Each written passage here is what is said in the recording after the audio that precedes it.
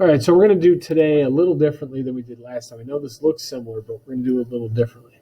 Because last time what I did is I walked you through all the problems. We did them together. But for this one, I've already completed the problems. I'm going to have you try them in your journal, and then I'll show you the answer when you're done. Now, for this to be useful to you, you'd want to actually try them on your own. I know I'm not there watching, but it wouldn't be very helpful if you just watched the video and just copied down what I had, because that doesn't really involve too much thinking. This is going to help you prepare for the test. So what I'm going to do is I'm going to show you a problem. I'm going to ask you to try one. You're going to pause the video. When you're done, you're going to unpause, and then I'll show you what I got, and we'll compare answers. All right, so for this first one here, I want you to try this one in your journal, okay? Pause the video and then unpause when you're done, and we'll talk about the answer.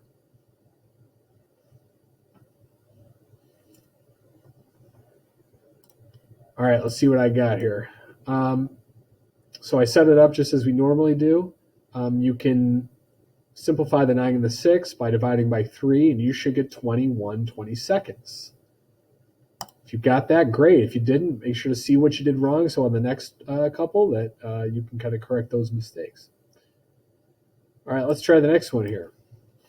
10/13 divided by 12. So try that one in your journal. When you're done, you can unpause.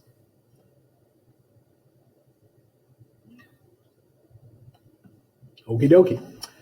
Let's see how we did. All right, this is what I got. You can simplify 10 and 12 by dividing by 2. You get 5 and 6. When you multiply, you get 5/78. 5/78. No simplifying there because we already simplified. All right, so the key thing here was to write the whole number as a fraction, and then you can keep change flip. All right, let's try this next one here. So I want you to pause it and try 14 divided by 6/7.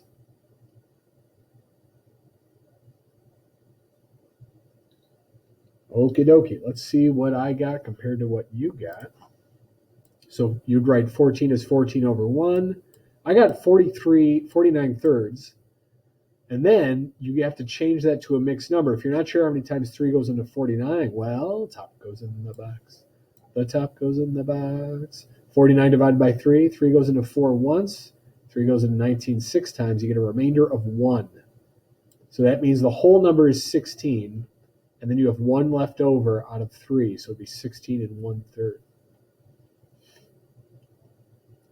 All right, so I hope you had some success with these, and let's try some more here. Same sort of deal here. I'm going to show you what I'm going to ask you to try one, pause it, try it out. All right, 5 and 1/3. I gave you a clue about that. You got to change that to an improper fraction using the swoop, divided by 8/12. So go ahead, pause it, and try it out.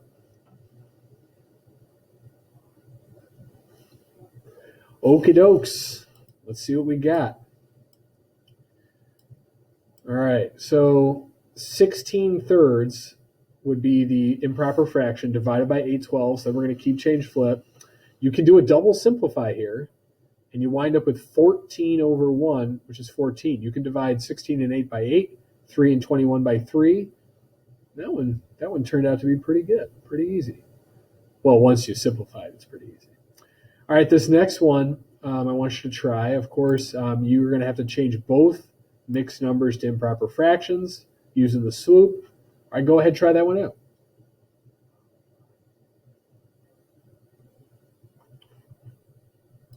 All right, let's see what we got here. Those are the improper fractions, 25 halves divided by 5/3. That should be it. Then you're going to keep change flip. Whoop, just going to get rid of that. You can simplify the 25 and the 5 to 5 and 1. You can divide them both by 5. Get 15 halves, which is 7.5. Not bad. Not bad. All right. Last one in this row. Let's try this one here in your journal. You can give the video a little pause there and then unpause it when you're done.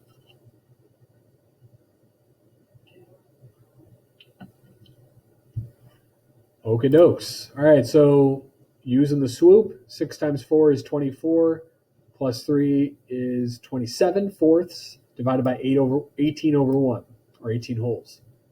So we're going to keep, change, flip. Can we simplify? Yes, we can. 27 and 18, you can divide those both by 9. So that one's a little harder to see, but you can still do that. That's a whole lot easier than dealing with 27, be 27 70-seconds, which you could divide by 9 to simplify, but it would just be 3/8 after you simplify. So again, that's why simplifying can be very helpful. It will make a more challenging problem a little easier. That's why they call it simplifying, I guess. All right, let's try a couple more here. So here's a word problem, similar to the one we did last time. Sally fed her pet squirrel 1/4 pounds of acorns a day. How many days can she feed the squirrel with 2.5 pounds of acorns? So I'm going to give you a clue here. There's the total number of acorns she has. That might give you a hint as to what number goes first. All right, go ahead and pause it. Try it out. See what happens. All right, so 2.5 as an improper fraction. 2 times 2 is 4, plus 1 is 5 halves divided by 1/4. Keep, change, flip. You can simplify 4 and 2. You get 10 over 1, which is 10 days. She could feed those squirrels for 10 days, or that squirrel. Very nice. She had 2 squirrels, only 5 days, but she's only got the 1. All right, this was, again, similar from yesterday. A Frisbee is 7/8 feet wide. A Post-it is 1 to 6 feet wide. How many times wider is a Frisbee than a Post-it? So I underlined these words because the order matters. We're going to compare the Frisbee to the Post-it. That will give you a hint as to what number goes first, what number goes second. All right, give that a pause and unpause it when you're done. Okie dokie. Let's see what we got here. So 7/8 divided by 1/6. Hopefully we can do some simplifying, and we can. We can simplify 8 and 6 by dividing by 2. You get 21/4, and when you divide that, 21 divided by 4 would be 5, remainder 1. 4 goes into 21 5 times. You get 1 left over, so it'd be 5 and 1/4 times wider. So you can fit 5 Post-it notes across a Frisbee.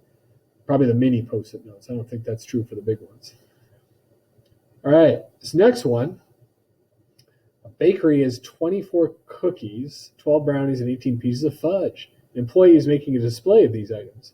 Each row has to have an equal number of brownies, cookies, and fudge.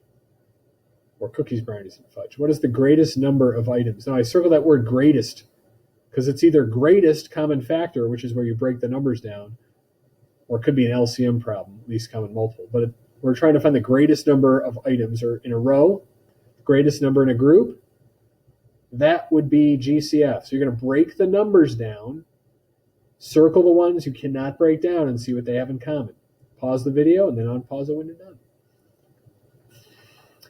Okie dokes, let's see what I got. I broke them down like so, and I noticed that each of them had a 3 and a 2. And 3 times 2 is 6. So that would be 6 in each row. That's the GCF there. You can tell it's a GCF problem because it does say greatest. That's the key word there. Or most. Sometimes it'll say most or greatest. Something like that. All right. Let's try 3 more and then we'll be done. All right. 2 runners can run laps starting at the same time. One runner can run a lap in 10 minutes. The other can run a lap in 6. How much time will pass before they are back at the starting point again? So together again, I should say. When is something going to happen again? That's least common multiple. So you're going to count by 10s, you're going to count by 6s. What's the number you get to first that they have in common? All right, pause it and try it out. And we're back. All right, so if you count by 10s, you count by 6s, it's going to be 30 is the first number you get to. So after 30 minutes, they'll be back at the starting point again. This person will have run only 3 laps, where this person will have run 5 laps. So different number of laps, but they're still back at the starting point. All right, let's see about this one. Kelsey and her 2 friends. Now Kelsey's, instead of 4 friends, she's got 2 friends making friendship bracelets. They had 5 1/4 yards of string to share equally. How many yards of string did each person get? All right, so what's the total amount of string she has? We're comparing string per friend. So string's going to go first, friend's going to go second. I'm going to give you a hint here. It's not just the two friends that are making the friendship bracelets. Kelsey is as well. So make sure to count Kelsey in as one of the friends. All right, why don't you pause it? We'll see what you get. All right, let's check it out. There were three friends and three people. I'm sorry, two friends and Kelsey. You can do a little simplifying there after you set it up. You get 21 and 3. You can divide by 3. You get 7/4, which would be 1 and 3/4 as a mixed number. 4 goes into 7 once. There'd be 3 left over out of 4. Okie dokes. Last one here. The baby raccoon. You got a baby raccoon and a mama raccoon. The baby is 3/5 years old. The mom is 5.5. How many times older is the mom than the baby? All right, so we're comparing mom to baby. So the mom would go first, baby second. All right, pause it, try it out. Mom first, baby second. All right, let's see here. The finale. So 5.5 would be 11 halves divided by 3/5. You're going to keep change flipping. I don't think you can do any simplifying here, but you do have to write it as a mixed number. 6 goes into 55 9 times. 9 times 6 is 54. You get 1 left over out of 6, 9 and 1/6 times older. Nice. All right. Well, I hope that went well. That's a nice review. We'll be taking the test next time, and I hope to see you soon. I hope you're doing well. Okay, bye-bye.